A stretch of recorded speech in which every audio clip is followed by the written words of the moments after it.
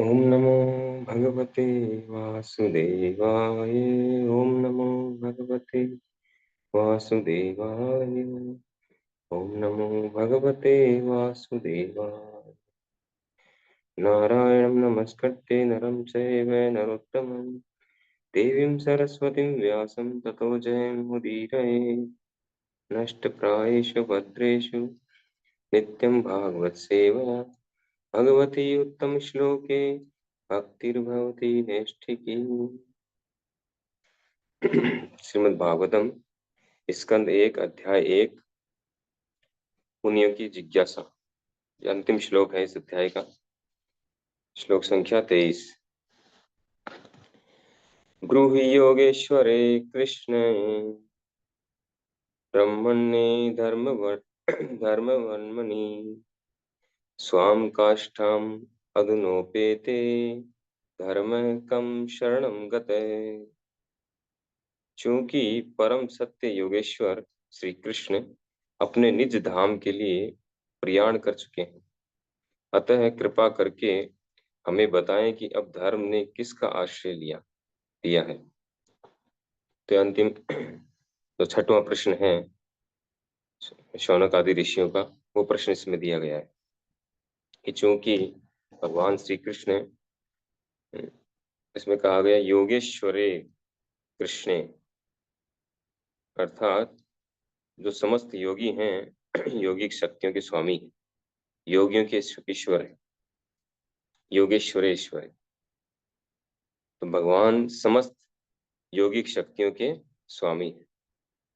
जो अष्टांग योग का पालन करते हैं वो भगवान विष्णु पर ध्यान लगाते हैं, फिर भी उनको योगिक सिद्धियों के लिए ऑफर दिया जाता है ना, कोई भी एक सिद्धि ले लो, कोई भी दो सिद्धि ले लो। जैसे जैसे आगे बढ़ते हो धारणा ध्यान समाधि, वैसे वैसे, क्योंकि यौगिक सिद्धियां भगवान के अंडर कंट्रोल में, जितनी भी यौगिक सिद्धियां, अष्ट सिद्धियों के अलावा भी और हैं, तो सारी यौगिक सिद्धियों के स्वामी हैं भगवान श्री कृष्ण। तो कह रहे हैं कि भगवान श्री कृष्ण अपने निज धाम के लिए प्रयाण कर चुके हैं, क्योंकि जब ये शौनक आदि ऋषि एकत्रित हुए थे उस समय कलयुग आरंभ हो चुका था, महाराज परीक्षित भी जा चुके थे। भगवान श्री कृष्ण उनसे पहले अपने धाम जा चुके थे। तो ये प्रश्न कर रहे हैं कि भगवान श्री कृष्ण अपने धाम चले गए हैं, तो धर्म ने किसका आश्रय लिया?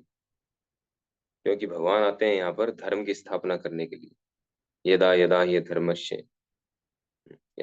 धर्मस्य ग्लानिर्भवति भारत। जब जब धर्म की ग्लानि होती है, पतन हो जाता है, तो भगवान कहते हैं मैं आता हूँ। यदा यदा ही धर्मस्य ग्लानिर्भवति भारत है अभ्युत्थानम अधर्मस्य। और अधर्म जब बढ़ जाता है, धर्म की ग्लानि होती है और अधर्म बढ़ जाता है, तब भगवान कहते हैं कि मैं आता हूँ उसको ठीक करने के लिए। तो तीन कार्य करने के लिए भगवान आते हैं: परित्राणाय साधूनाम, विनाशाय च दुष्कृताम, धर्म संस्थापनार्थाय संभवामि युगे युगे।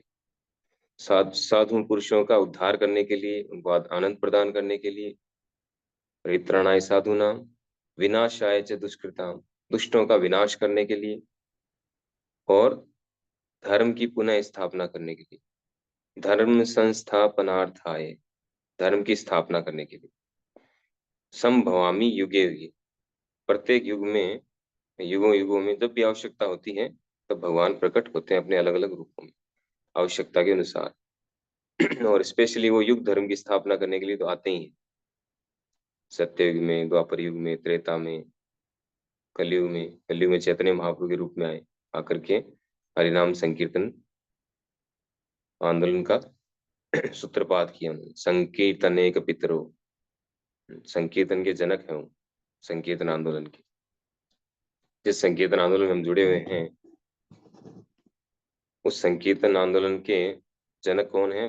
स्वयं भगवान श्री कृष्ण हैं, जो चैतन्य महाप्रभु के रूप में आए। श्री चैतन्य महाप्रभु और नित्यानंद प्रभु, संकीर्तन एक पितरो, बहुवचन है। तो भगवान स्वयं आकर के और इस युग धर्म की स्थापना करते हैं, या जब धर्म का पतन हो जाता है तब स्वयं आते हैं।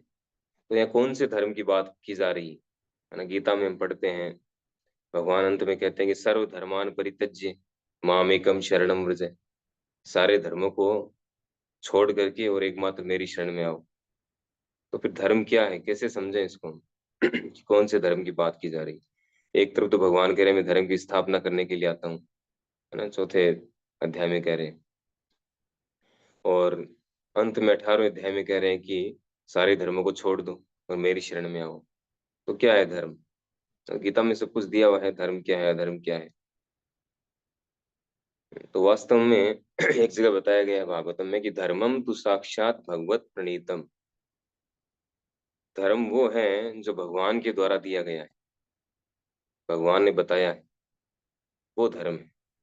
हम अपने मन से कुछ भी बना लें, कुछ भी नए शास्त्र बना लें, या नई पद्धतियों का निर्माण कर लें, वो धर्म नहीं है। हमारे मन गढ़ंत तरीके से, जैसे प्रभुपाद जी एग्जाम्पल देते हैं कानून का, ये कानून जो है वो गवर्नमेंट बनाती है, हम कानून घर में नहीं बना सकते। कानून एकमात्र गवर्नमेंट बनाएगी और वही कानून चलेगा, उसी का कानून चलेगा। तो उसी तरह से धर्म जो है वो हम नहीं बना सकते, वो एकमात्र भगवान देते हैं धर्म के सिद्धांत जो। तो वो जो धर्म के सिद्धांत हैं उनकी स्थापना करने के लिए, वो क्या है, धर्म का सिद्धांत क्या है?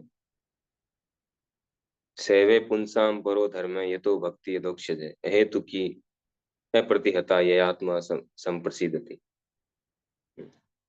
सेवे पुंसाम परो धर्म, वो परो धर्म जो है उसकी स्थापना करने के लिए भगवान आते हैं, है ना। दो प्रकार के ये इस भौतिक जगत को कहा गया है अपवर्ग, पैवर्ग कहा गया है।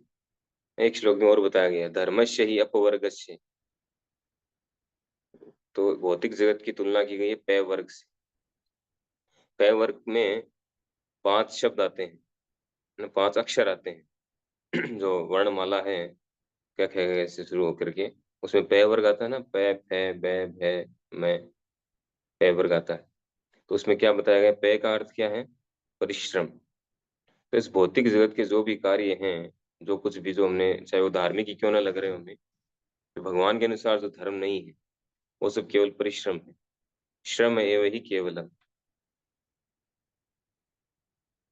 जो हमें भगवान की ओर आकर्षित नहीं करते, भगवान की ओर आगे में नहीं बढ़ाते, उनसे नहीं कनेक्ट करते हैं, वो सब क्या है, केवल परिश्रम।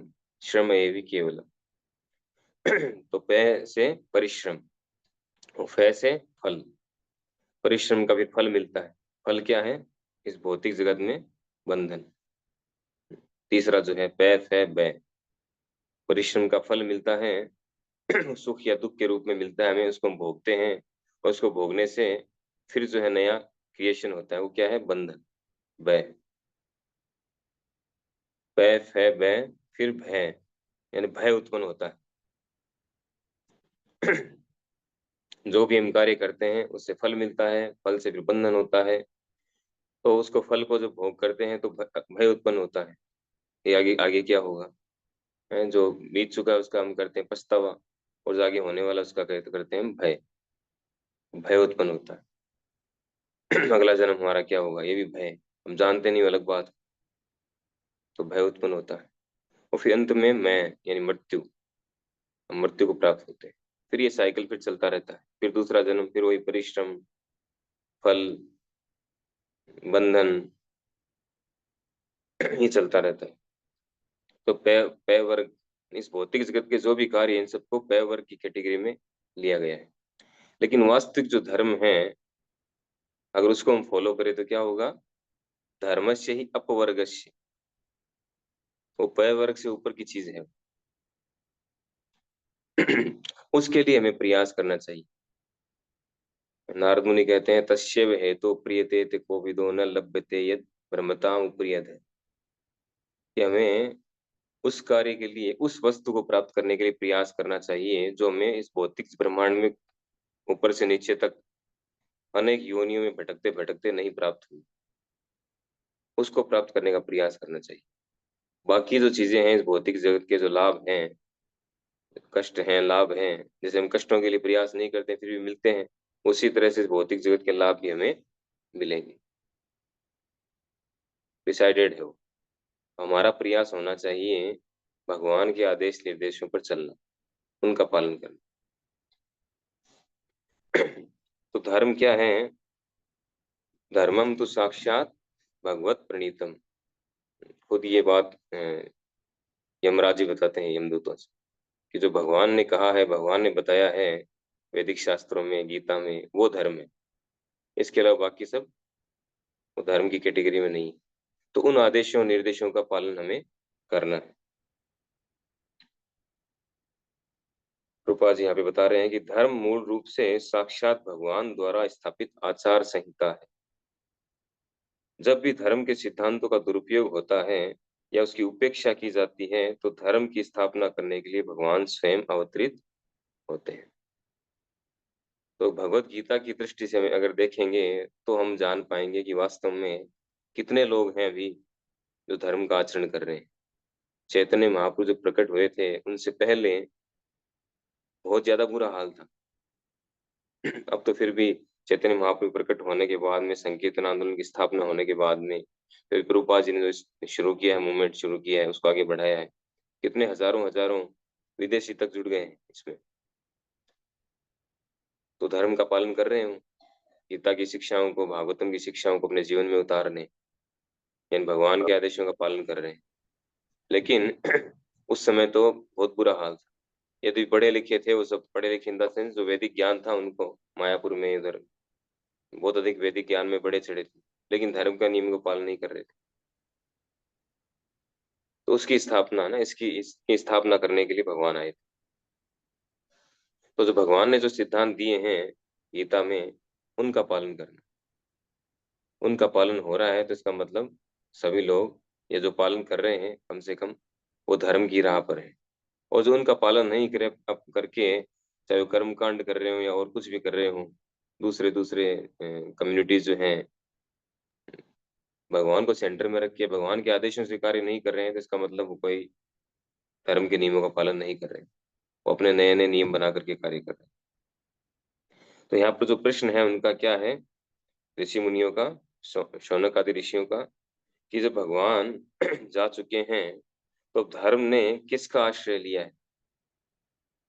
क्योंकि धर्म किसी न किसी के आश्रय में रहता है। जैसे हमने एक स्टोरी सुनी थी, परम पूज्य भक्ति आश्रय वैष्णव स्वामी महाराज ने एक स्टोरी बताई थी ना, जब वो गए, बताते हैं जब नानक देव जी गए थे पुरी में, जगन्नाथपुरी गए थे तो उनके साथ बहुत सारे उनके शिष्य थे, फॉलोअर्स थे। तो वहाँ के जो पुजारी हैं वो बाहर बैठ के भजन कर रहे थे, वहां पहुंच करके, है ना, टोली बना करके। तो पुजारी वहां के आए, पंडा पंडा जो होते हैं, उन्होंने आकर के कहा कि आप यहाँ बैठे क्या कर रहे हैं, वहां जाके जगन्नाथ जी के दर्शन करो, यहाँ ये सब नहीं चलता है, कीर्तन वीर्तन सब ये बंद करो, ये जाके जगन्नाथ जी के दर्शन करो। तो उन्होंने कहा कि हमें थोड़ा सा आग चाहिए था, आग, नित्य हम रोज जो करते हैं ना, हवन करते हैं, उसके लिए आग चाहिए। तो अब फिर हम आएंगे सब लोग वहां पर। तो पंडा जा करके उन्होंने आग लेकर के आए, लकड़ी लेकर के आए जल्दी जल्दी, कि ये नहीं, हमें आग चाहिए, आग, ये तो लकड़ी साथ में है ना, आग लेके आओ। तो दोबारा गए, दोबारा जा करके कोयला लेकर के आए जलता, कि नहीं, हमें केवल आग चाहिए। तो परेशान हो गया, दो तीन बार ऐसे किया। तो उनका केवल आग कैसे आएगी, कोई ना कोई साधन होगा तभी तो आग आएगी ना, बिना साधन के कैसे आएगी? तो उनका यही हम आपको समझाना चाह रहे हैं कि जो हरिनाम संकीर्तन है, ये साधन है भगवान तक जाने का। गुरु जो है वो साधन है भगवान तक पहुंचाने का, बिना साधन के कैसे होगा? तो उसी प्रकार से कोई न कोई माध्यम होना जरूरी है, साधन जरूरी है। तो वैसे धर्म जो है वो किसी न किसी माध्यम के द्वारा हमें प्राप्त होगा। तो कह रहे हैं कि धर्म ने किसका आश्रय लिया? तो आगे इसका उत्तर आएगा, ये अंतिम प्रश्न है इस अध्याय का। वैसे मूल ये 6 ही प्रश्न पूछे गए हैं। तो आगे अगले चैप्टर से, दूसरे चैप्टर से इनके उत्तर मिलने शुरू हो जाएंगे हमें, जो जो उन्होंने प्रश्न किए हैं। तो धर्म ने किसका आश्रय लिया? तो आगे बताएंगे कि धर्म ने श्रीमद् भागवतम का आश्रय लिया। वो धर्म के सिद्धांत जो है, नियम हैं, वो भागवतम में दिए गए हैं केस स्टडी के रूप में। तो इस प्रकार से हमें आगे उत्तर मिलेंगे जैसे-जैसे हम पढ़ते जाएँगे। हरे कृष्णा। श्रीमद् भागवत महापुराण की जय। श्रील प्रभुपाद की।